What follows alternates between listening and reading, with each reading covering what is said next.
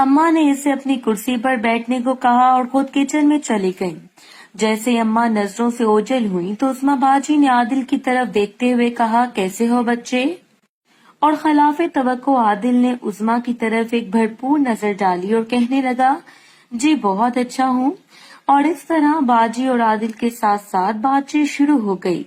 चूंकि उस्मा बाजी की पुश्त और आदिल का फ्रंट हिस्सा मेरी तरफ था, इसलिए मैं ठीक से नहीं कह सकती थी कि गुफ्तगू के दौरान उस्मा ने आदिल को किस चीज का नजारा करवाया कि जिससे अचानक ही आदिल की दोनों आंखों में एक चमक सी आ गई।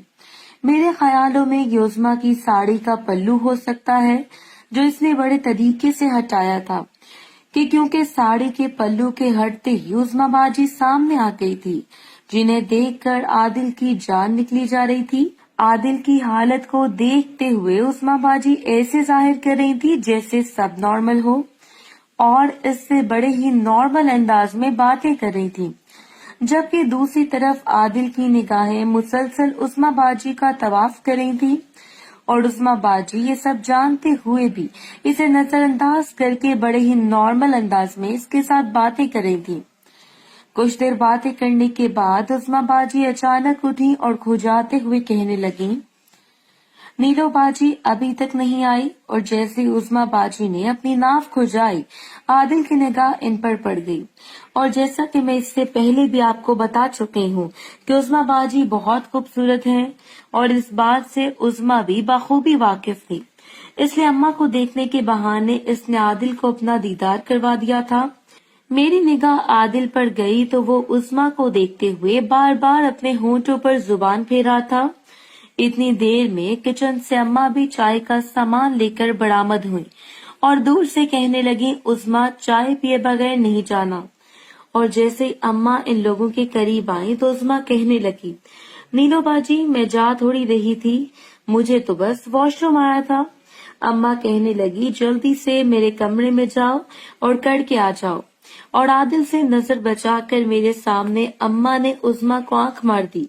अम्मा की बात सुनकर उस्मा बाजी आदिल की तरफ कमर करके झुकी और आदिल को अपना नजारा करवाते हुए कुर्सी से अपना पर्स उठाने लगी। जैसे उस्मा ने अपना पर्स उठाया, अम्मा झट से कहने लगी, तुम्हारा पर्स कोई नहीं खाएगा, इसे यहाँ ही पड़ा रहने दो। अम्मा की बात सुनकर उस्मा एक दफा फिर कुर्सी पर झुकी और अपना पर्स रखकर अम्मा से कहने लगी, मैं अभी आई। जैसे उस्मा अम्मा के कमरे की तरफ मुड़ी, अम्मा ने आदिल की तरफ देखा और बोली, ये क्या तुम बार बार इसकी तरफ देख रहे थे? अगर वो बुरा मान गई तो? अम्मा की बात सुनकर आदिल ने चोर नजरों से इधर उधर देखा और अपनी जगह से उठकर अम्मा के पास खड़ा हो गया और कहने लगा, खाला याद है ना आपने मेरे साथ एक वादा किया था? तो अम्मा जानबूझकर अनजान बनते हुए बोली, वादा? कौन सा वादा? और कुर्सी पर बैठ गईं। फिर मैंने देखा कि अचानक ही आदिल उस्मा की कुर्सी को घसीट कर लाया और इसका पर्स एक तरफ रखकर अम्मा से कहने लगा, वो खाला वो जब पहली बार आंटी के बारे में पूछा था तो अम्मा अपने जहन पर जोर देने का ड्रामा करते हुए कहने लगी, अच्छा तुम कहते हो तो पूछा होगा, लेकिन पता नहीं क्यों मुझे इस टाइम अपनी कही हुई वो बात याद आ रही है। अच्छा तुम कहते हो तो पूछा होगा, लेकिन पता नहीं क्यों मुझे इस टाइम अपनी कही हुई वो बात नहीं याद आ रही। तो आदिल बड़े ही इश्तियाक से कहने लगा, प्लीज खाला याद करने की कोशिश करो ना। तो अम्मा कहने लगी, अच्छा ये बताओ कि मैंने क्या कहा था? अम्मा की बात सुनकर आदिल ने मुख्तसर अम्मा की कही हुई सारी बात दोहरा दी।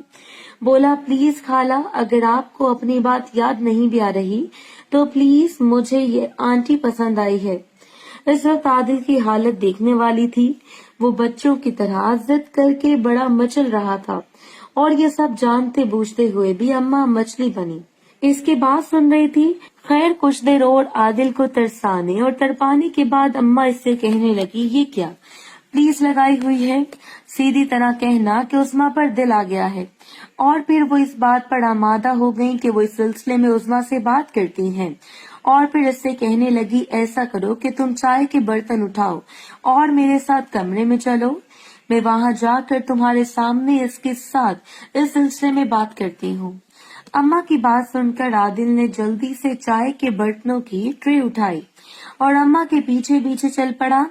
वैसे तो मुझे इस स्टोरी का सारा पता था कि इसका अंजाम क्या होगा, लेकिन आदिल की बात सुनकर और अम्मा का ड्रामा देखकर फिर भी तजस्सुस के मारे मेरा हाल बहुत बुरा हो रहा था। और मैं सोच रही थी कि जाने अभी लेडीज आदिल के साथ क्या सलूक करने वाली हैं। क्या वो इसे आसानी से दे देंगी या इस बेचारे को मजीद तरसाएंगी। फिर मेरे जहन में ये बात भी आई कि क्या अम्मा के सामने उस्मा आदिल से अपना दरवाजा पेंट करवाएगी और उस्मा को देखकर अम्मा रह पाएगी, और क्या वो सिर्फ इनकी निगरानी करेगी या फिर खुद भी उस्मा के साथ शरीके पार्टी हो जाएगी। शरीक पार्टी का सोचते हुए ही मेरे सारे अंदर सनसनी सी फैल गई और मेरे सारे रोंगटे खड़े हो गए कि आज मैं 2 शो इकट्ठे देखूंगी। ये सोचते सोचते मैं कमरे से बाहर निकली और दबे पांव चलते हुए अम्मा के कमरे की तरफ बढ़ने लगी और आने वाले वाकयात का तसव्वुर करते हुए जोश से मैं पसीने में भीग गई।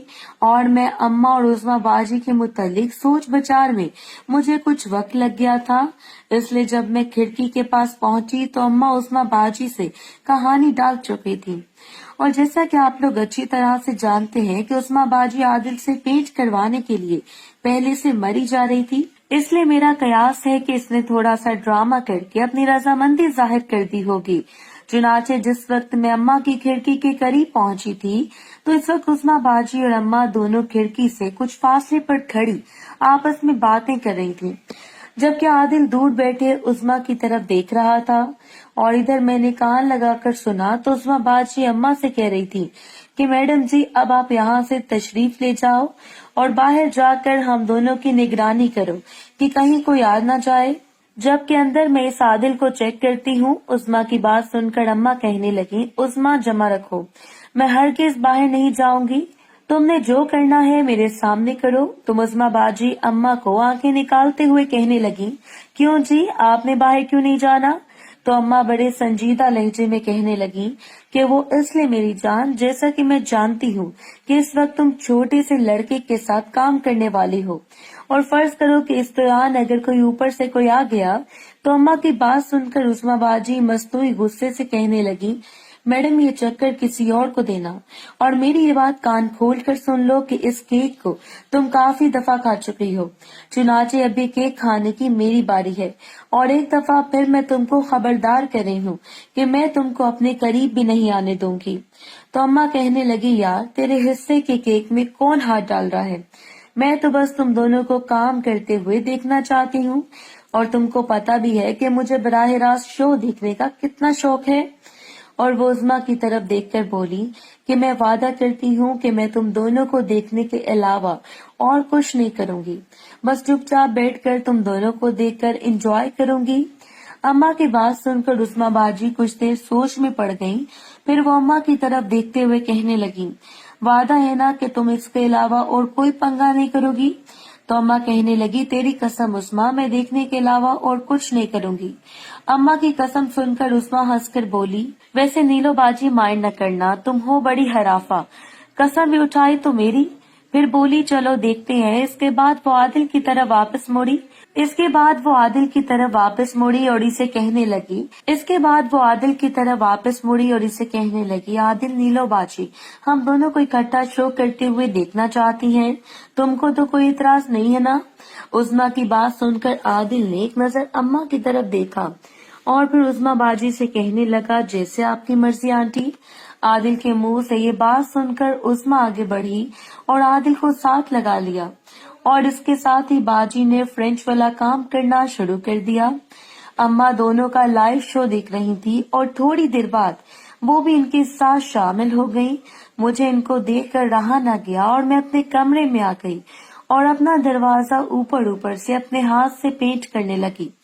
पिछले चंद दिनों से आदिल के साथ मेरा रवैया कुछ अच्छा न रहा था, जिसकी वजह से आदिल मेरे साथ कुछ खिंचा सा रहता था और मैं भी इसको ज्यादा लिफ्ट न कराती थी। फिर मैंने सोचा कि शादी करीब होने की वजह से मैं आदिल के साथ कुछ नहीं कर सकती, जबकि बकौल शाज़मा भाभी मैं बाकी के 2 और जगहों को आजादी से इस्तेमाल कर सकती थी। محترم ناظرین اور سامعین، اس کہانی کا باقی حصہ اگلی آنے والی ویڈیوز میں پیش کیا جائے گا۔ اگر آپ کو ویڈیو اچھی لگے تو ویڈیو کو لائک اور ہمارے چینل کو سبسکرائب ضرور کریں۔ شکریہ۔